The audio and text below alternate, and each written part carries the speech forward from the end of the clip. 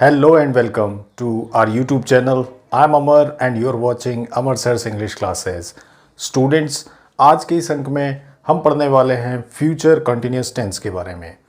इससे पहले वाले अंक में जो हमने पढ़ा था वो था फ्यूचर इंडेफिनिट के बारे में। तो आज हम फ्यूचर कॉन्टिन्यूस टेंस के बारे में पढ़ेंगे।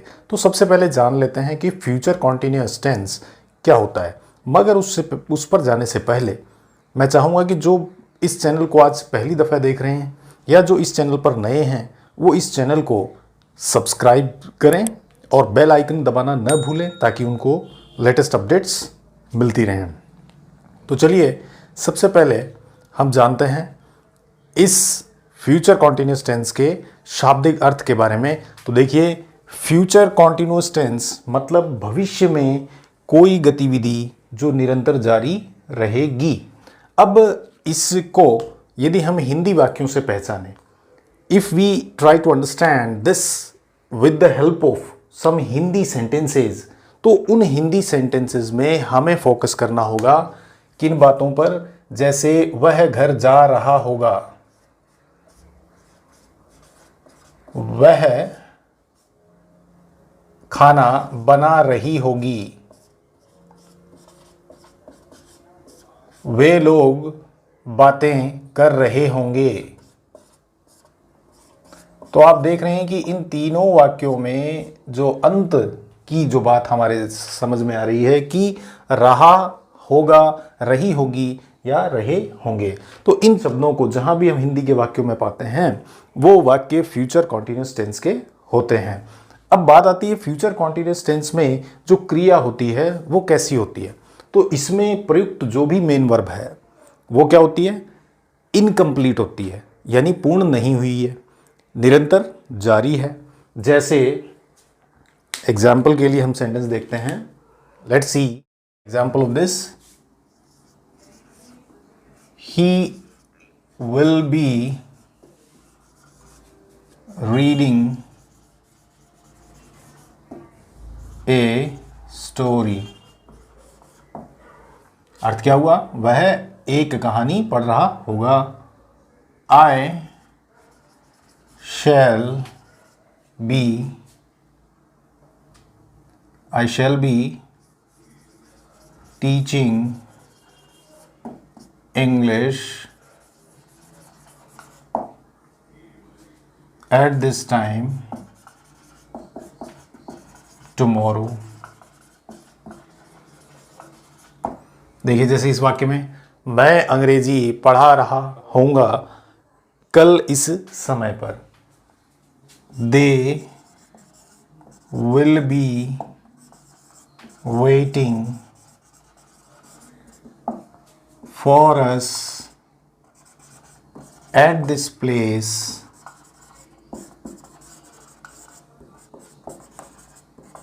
The next week. यानी वह लोग आने वाले सप्ताह में हम लोगों का इंतज़ार कर रहे होंगे। तो इन तीनों सेंटेंसेस में यह चीज़ क्लियर होती है कि ये जो तीनों वाक्य हैं इसमें एक भविष्य से संबंधित कोई ऐसी क्रिया है जो निरंतर जारी होगी, उसका एक अनुमान है और उसमें एक निरंतरता होगी और वो इनकम्प्लीट नेचर की होगी।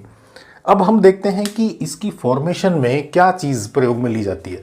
तो स्टूडेंट, इसकी फॉर्मेशन को अगर आप ध्यान दे रहे हैं तो आप देख पा रहे हैं कि देखिए इसमें जो हेल्पिंग वर्ब आती है वो कौन सी आती है, विल या शैल। तो देखिए ही और आई, तो हमने पढ़ा था आई और वी के साथ में हमें क्या लेना होता है, शैल। रिमेनिंग ही शी इट जो भी है, रिमेनिंग जो भी सब्जेक्ट्स होंगे उनके साथ में हम क्या यूज़ कर लेंगे, विल। तो विल का प्रयोग सेकेंड पर्सन और थर्ड पर्सन के साथ में हम करते हैं। तो एक बड़ी बात दूसरी कि इसके साथ में हमें बी फॉर्म का भी प्रयोग करना है और जो मुख्य क्रिया है वो किस में आएगी, वर्ब की फर्स्ट फॉर्म प्लस आईएनजी। तो हेल्पिंग वर्ब के बारे में तो हमने यहाँ जान लिया कि फर्स्ट पर्सन आई और वी के साथ में क्या आएगा, शैल।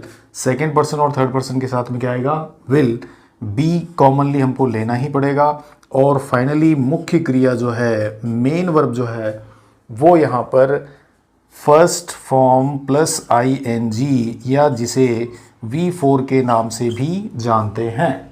तो इस क्रिया को हमें मुख्य क्रिया के रूप में लेना होता है। जैसे आप इनमें देख रहे हैं, रीडिंग हुआ, टीचिंग हुआ, ठीक है, वेटिंग हुआ, तो ये सब क्या है, मुख्य क्रियाएं हैं जो कि V1 प्लस ing फॉर्म में दी हुई है। फिर दूसरी बात आती है कि इसमें ऐसे कौन से शब्द हैं जिनको हम एक पहचान के रूप में लें कि जहां इंग्लिश वाक्यों में हम उनको देखें या सुने तो हम उसको गेस कर पाएं। तो देखो इसमें वर्ड आ रहा है टुमारो, तो एक तो यहाँ पे टुमारो वर्ड हो गया जो कॉमनली ये वर्ड फ्यूचर कॉन्टिन्यूअस में आता है। इसके साथ हमने दूसरा वर्ड देखा यहाँ पे नेक्स्ट, तो नेक्स्ट का प्रयोग नेक्स्ट डे या फिर नेक्स्ट वीक, ठीक है, जैसे हमने इसमें लिया द नेक्स्ट वीक। तो ये दोनों ही वर्ड कुछ ऐसे हैं जिनको हमें थोड़ा फोकस रखना है। जहाँ भी इनका प्रयोग हो उन वाक्यों को हम जनरली फ्यूचर कॉन्टिन्यूअस टेंस में लेते हैं। अब इसको और बेहतर समझने के लिए हम इसके स्ट्रक्चर को जानते हैं चारों फ्रेम में, यानी एफर्मेटिव सकारात्मक, नेगेटिव इंट्रोगेटिव और इंट्रोनेगेटिव में। पहले स्ट्रक्चर्स, उसके बाद उन पे एग्जाम्पल्स। तो लेट्स सी।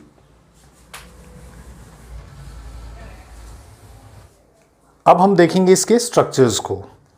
तो first one affirmative, then the next one negative, third one interrogative, and the fourth one is interrogative.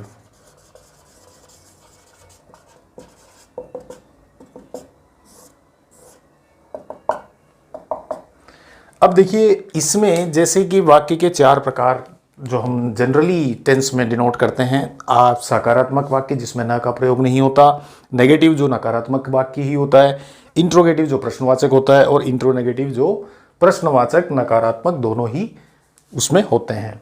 तो चलिए अब इसके स्ट्रक्चर को जान लेते हैं, इसके स्ट्रक्चर्स क्या क्या हैं। तो लेट्स सी। एफर्मेटिव का जो स्ट्रक्चर बनेगा स्टूडेंट, सबसे पहले हम क्या लेंगे, सब्जेक्ट लेंगे। सब्जेक्ट के बाद में हम लेंगे विल या शैल, और उसके बाद में बी फॉर्म जो है वो हमें लेना होता है, that is common in both the case. Then we will take the verbs first form, base form के साथ में ing का हम प्रयोग करेंगे, और अंततः जो हमारा ऑब्जेक्ट है उसको हम प्लेस कर देंगे, ठीक है।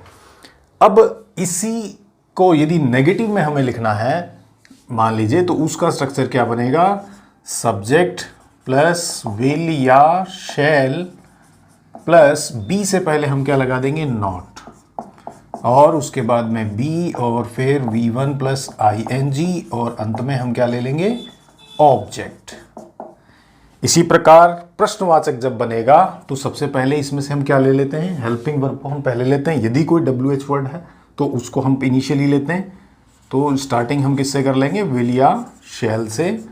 उसके बाद में हम क्या ले लेंगे, सब्जेक्ट, सब्जेक्ट के बाद में बी के बाद में V1 प्लस ing, उसके बाद में ऑब्जेक्ट, और अंत में हमें क्वेश्चन मार्क लगाना होगा।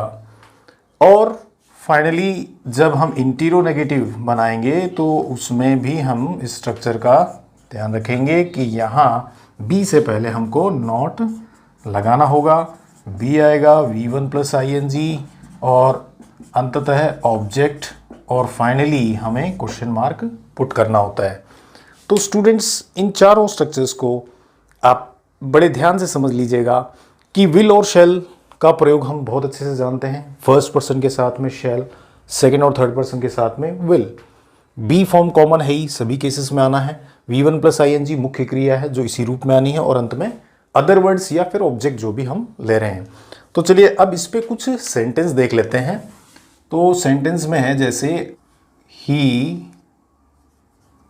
Will be doing yoga tomorrow, ठीक है, कि वह कल योगा कर रहा होगा। We shall be going to Shimla at this time. The next week. दोनों मतलब कि कल हम अगले सप्ताह में इस समय पर हम लोग शिमला जा रहे होंगे। इनको नेगेटिव देखते हैं। He will not be doing yoga tomorrow। ठीक है। इसी प्रकार we shall not be going to Shimla at this time the next week। इसी प्रकार इंट्रोगेटिव प्रश्नवाचक जब लेंगे तो सबसे पहले क्या जाएगा, helping verb. Will he be doing yoga tomorrow and question mark shall we be going to Shimla at this time the next week। Question mark. अब प्रश्नवाचक नकारात्मक में पहला will he not be doing yoga tomorrow और last one shall we not be shall we not be going to Shimla at this time the next week, or don't forget to put the question mark। So students, with that we have come to an end and I hope that you have understood today's episode and you are very much clear with future continuous concepts। आशा है कि आपको future continuous के बताए गए concepts clear हुए होंगे और यदि clear हुए हैं तो please like, share and subscribe my channel। यदि कोई doubt आपके मन में है तो please comment section में जाएं और अपने doubt को comment box में लिख दें। तो अगले अंक में फिर हम फ्यूचर के ही फ्यूचर परफेक्ट टेंस को डील करेंगे। तब तक के लिए बाय।